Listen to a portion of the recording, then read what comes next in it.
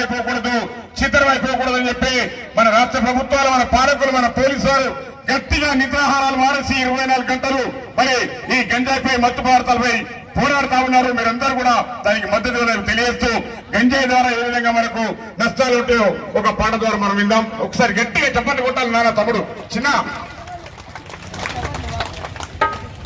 కోసం, మన కోసం, మీకోసం. ఎందుకంటే ఇవాళ దేశంలో యువత చాలా చెడిపోతా ఉన్నది. దేని ద్వారా?